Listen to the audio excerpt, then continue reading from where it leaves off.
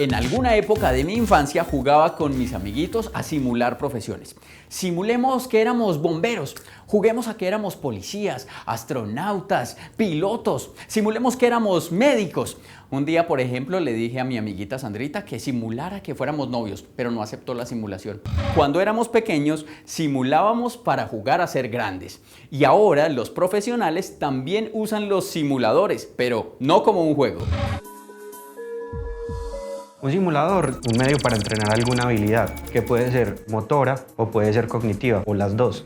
Pues un simulador médico se puede definir como un artefacto que reproduce o representa alguna parte del cuerpo, digamos en su anatomía, en su contextura física, sí, propiedades mecánicas. Crear tiene ingenio, la ciencia, la tecnología y la innovación detrás de lo que perciben nuestros sentidos. Hoy hablaremos de simuladores médicos.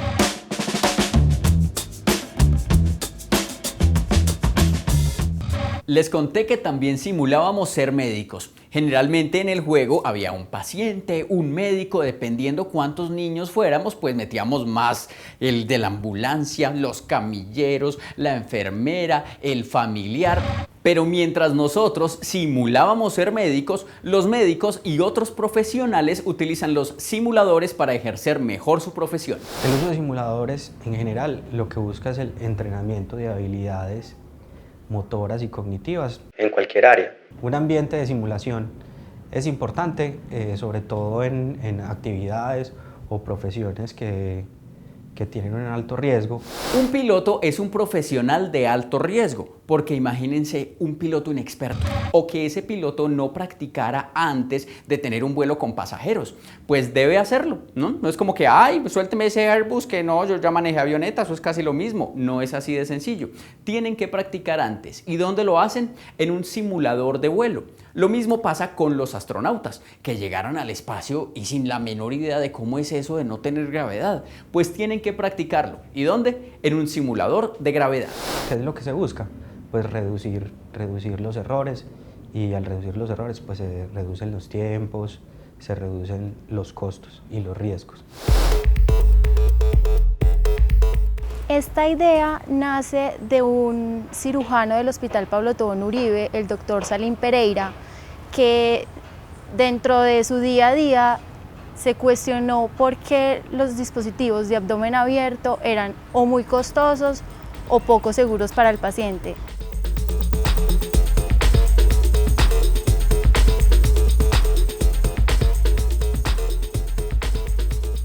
Este es un simulador de abdomen abierto.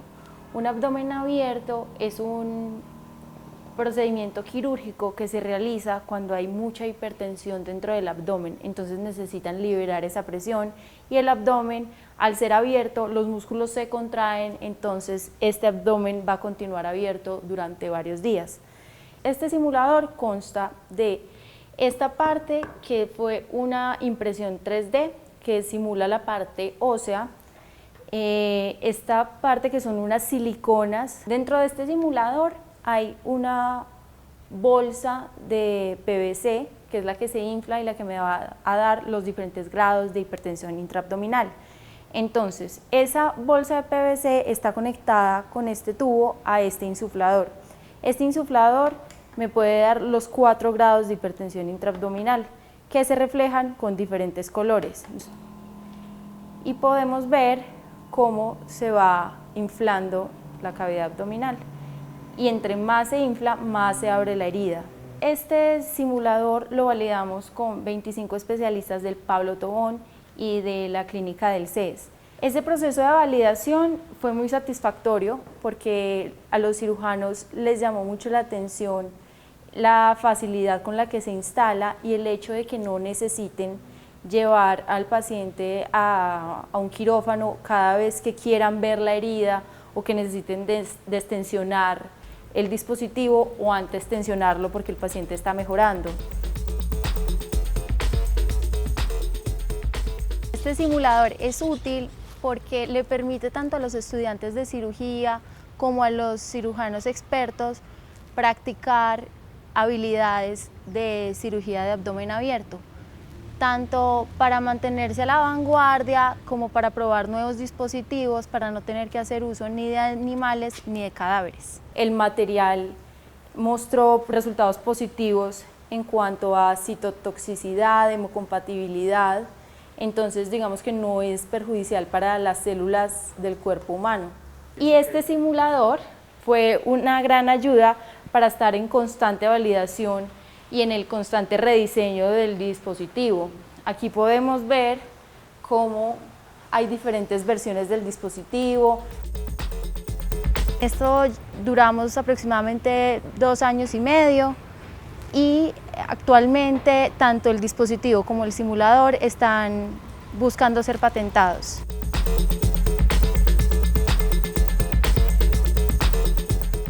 En cuanto a los simuladores, en general, existen 3 tipos.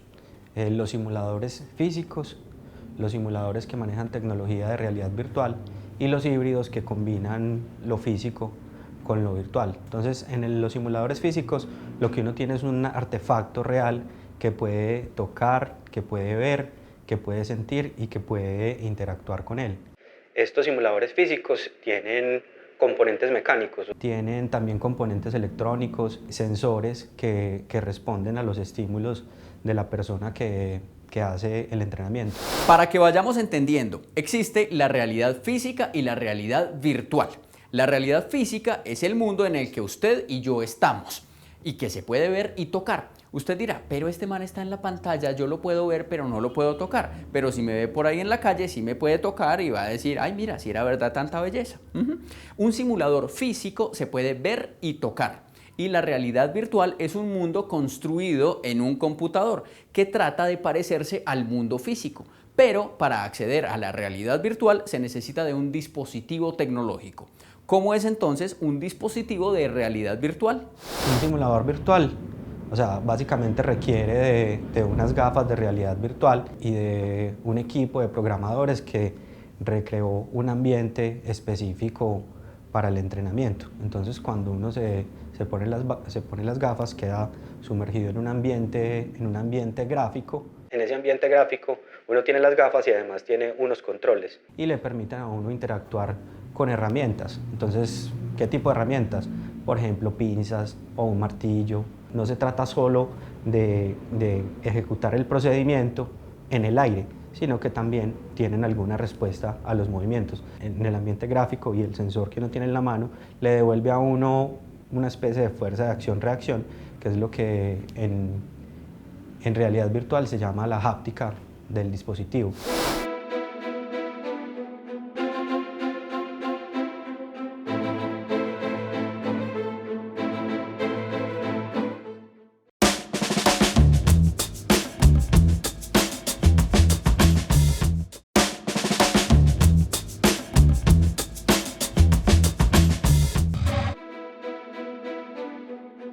Tres siglos antes de nuestra era, un reconocido médico indio recomendaba usar un melón para hacer incisiones y además empleaba una muñeca de lino de tamaño natural para hacer vendajes. En el París del siglo XVIII se dio paso a la construcción de complejos maniquíes, como el ideado por 2 obstetras franceses que se componía de un busto de mujer tallado en madera que tenía en su interior una bolsa llena de agua que simulaba el líquido amniótico, que tenía a su vez un feto muerto dentro de ella. Relevante fue también una máquina para practicar partos que sirvió para entrenar a unas 500 parteras y a varios cirujanos en 40 ciudades, lo que significó salvar la vida de muchos bebés en Francia. Pero quizás el más grande desarrollo en simuladores médicos ocurrió en la segunda mitad del siglo XX. Se trataba de un modelo de reanimación cardiopulmonar ideado por un industrial de origen noruego. Posteriormente, a estas herramientas médicas se le incorporaron algunos efectos más realistas, como ruidos respiratorios y cardíacos, que eran 2 de las características del SIN-1, el primer simulador altamente realista, controlado a través de sistemas digitales y análogos con movimientos torácicos con cada ventilación, parpadeos, dilatación o contracción de las pupilas y una mandíbula con un mecanismo que le permitía abrirse y cerrarse. El primer simulador médico considerado como el más realista fue el SimOne. Una de las áreas de la medicina para la cual son bastante útiles los simuladores es la ortopedia. Y existen simuladores diseñados para que los doctores practiquen las cirugías antes de intervenir personas de carne y hueso. Además, para que la experiencia sea totalmente real, el alumno utilizará las herramientas reales, como el artroscopio, que es un tubo con una cámara en la punta que se introduce en el área afectada para que el cirujano pueda ver lo que está haciendo. Además, se utilizan las otras herramientas normales, como pinzas, como cuchillas. Tiene unos sensores que permiten manejar los fluidos, en este caso la sangre, y además una pantalla táctil para ver lo que se está haciendo. Pero este es un simulador físico, porque todo se puede ver y se puede tocar. Pero si por algún motivo este simulador tuviera elementos de realidad virtual, por ejemplo, unas gafas para que se las pusiera el alumno y se sintiera como en el quirófano, ya sería un simulador de realidad virtual, pero sigue siendo físico. Entonces, ¿podría llamarse un simulador híbrido? Bueno, en cuanto a los simuladores híbridos, los simuladores de avión, para aprender a pilotear un avión, pues básicamente tienen una cabina, ¿cierto? Tienen una cabina, esa cabina es física, tienen una silla, esa silla tiene movimientos, entonces uno puede tener además unas gafas de realidad virtual, donde hay una pantalla y en un ambiente gráfico, pero ese ambiente gráfico está coordinado con los movimientos de unos actuadores o unos motores, entonces uno tiene no solo la sensación visual, sino que también tiene la sensación de los movimientos, de las reacciones. Hay simuladores médicos híbridos. Un ejemplo, puede ser el mismo simulador de intubación.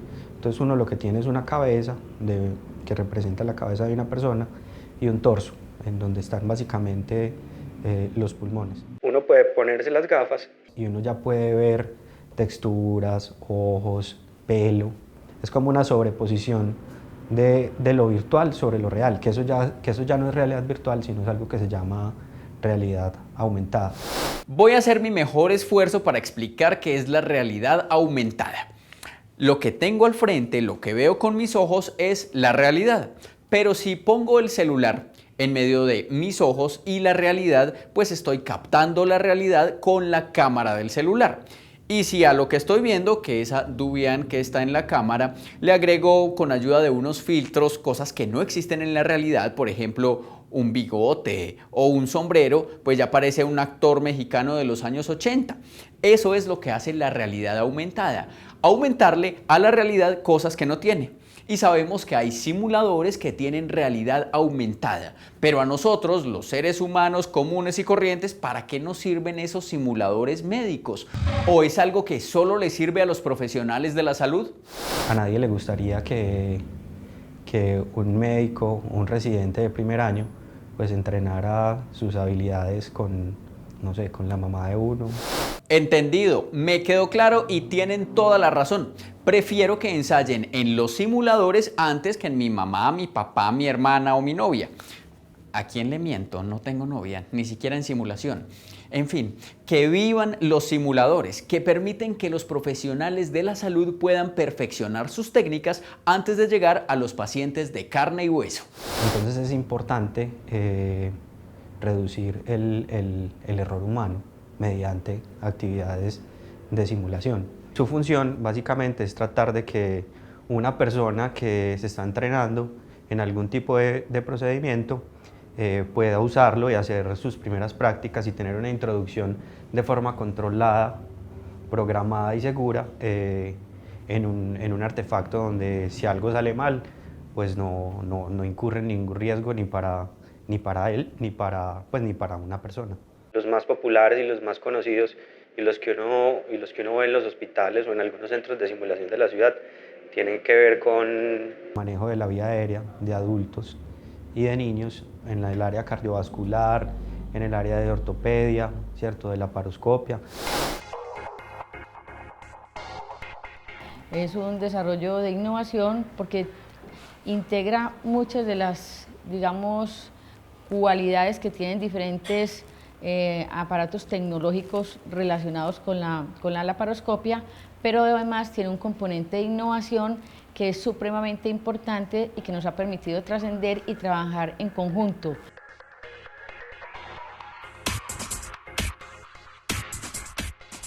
Este es un equipo integrado de simulación. Tiene varios componentes. Digamos que empezando desde lo más periférico, ustedes pueden observar esta mesa, que es muy importante tener una mesa que sea, digamos, móvil, flexible, porque simula un quirófano. Primer punto importante, que no tienen la mayoría de los simuladores que hay en el mundo. En segundo lugar, encontramos todo lo que es la pelvis y parte del abdomen de un paciente que le vamos a hacer una laparoscopia. Tenemos una fortaleza también importante de resaltar, y es que esta silicona que observan adelante está simulando las diferentes capas del abdomen. Este tipo de silicona ameritó un trabajo muy desarrollado en el tiempo para poder lograr que cada persona que lo hiciera notara la diferencia de pasar de un espacio al siguiente espacio. En tercer lugar, encontramos este equipo especial que hace las veces de insuflador. Cuando le ingresamos el CO2 a los pacientes para poderles distender la cavidad, este equipo nos permite que cuando nosotros pasemos los diferentes instrumentos, el abdomen del simulador se aumente de tamaño y simule como si estuviera inflado para poder uno hacer la cirugía.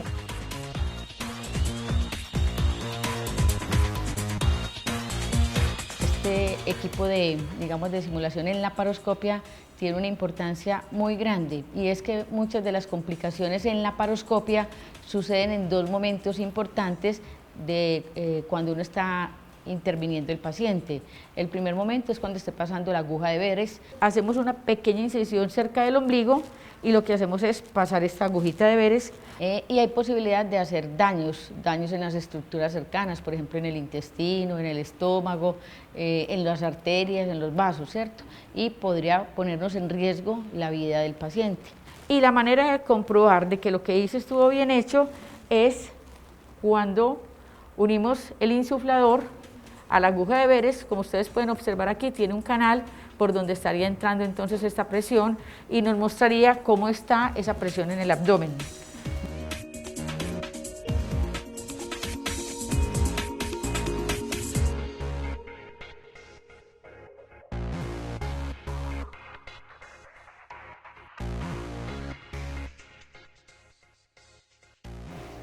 Como observan, empezó bajito y va a estar subiendo poco a poco. Llegó a 20, quiere decir que aquí ya está el abdomen inflado.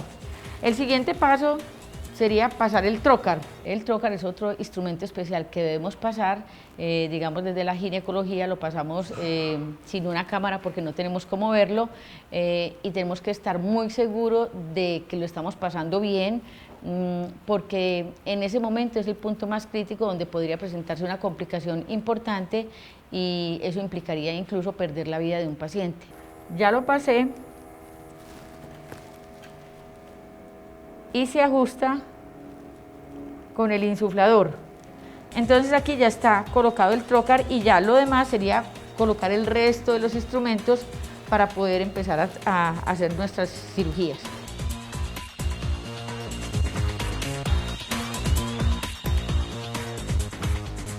La simulación y la laparoscopia son, digamos, la herramienta perfecta donde podremos practicar y practicar y practicar y entrenarnos y conseguir muchas habilidades, y que cuando lleguemos realmente a esa práctica, que no es una práctica sino realmente a trabajar con nuestros pacientes, quienes nos entregan su vida y confían en nosotros, lo hagamos de una manera con la mejor experticia, porque esto es un conocimiento, una innovación de importancia universal.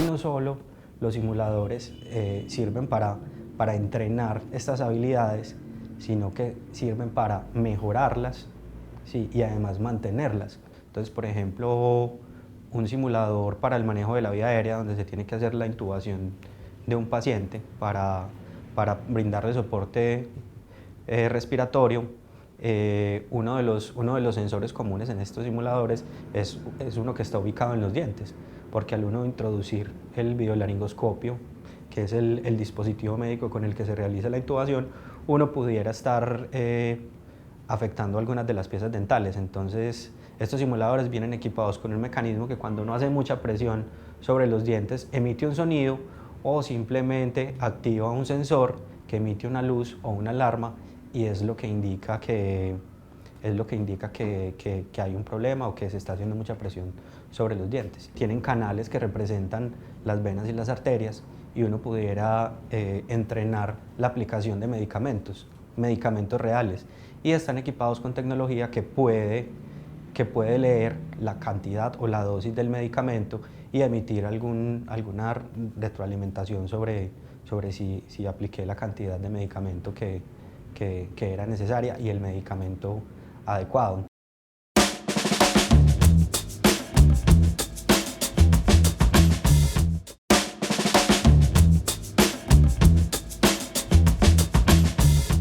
Hay simuladores físicos y virtuales, pero ¿en qué momento es mejor el físico o el virtual? Porque muy bonito el virtual y todo, pero ¿y a la hora de manejar las herramientas qué? Entonces a veces eso es una desventaja de la realidad virtual, ¿sí? Que uno puede gráficamente, visualmente, se puede parecer mucho a la realidad, pero en la parte de las sensaciones o de la háptica todavía hay mucho por desarrollar. ¿Pero qué ventaja tienen estos simuladores? Pues que uno puede armar el ambiente casi en cualquier espacio, no necesita un espacio físico. Los dos son útiles, se usan, los físicos y los virtuales, y algunos tienen unas ventajas y desventajas. Por ejemplo, los físicos puede ser más costoso actualizarlos, si uno los quiere puede ser más difícil transportarlos. Entonces en ese orden de ideas está muy bien cuando se juntan los simuladores físicos con los simuladores digitales, o sea que se convierten en simuladores híbridos. ¿Por qué se usa pues esta combinación?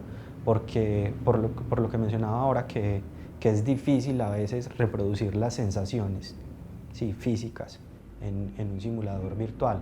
Y también a veces es difícil en el real darle el realismo, por ejemplo, de la anatomía de una persona. Entonces estas combinaciones básicamente se hacen para suplir desventajas de uno y otro. Entonces uno en la parte técnica pues diseña, modela, ¿sí? Hace recetas, prototipa, pero todo tiene que ser validado por el especialista clínico. Antes de que existieran los ambientes de simulación, se ensayaba directamente con humanos y se probaba sobre ellos, o con animales o con cadáveres.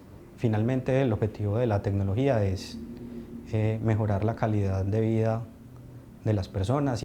Curar las enfermedades ha sido una preocupación constante que ha trascendido pueblos y generaciones. Y a través del tiempo y en todos esos lugares, los humanos se han preocupado por mejorar la expectativa de vida y se han hecho preguntas que gracias a la tecnología han podido resolverse.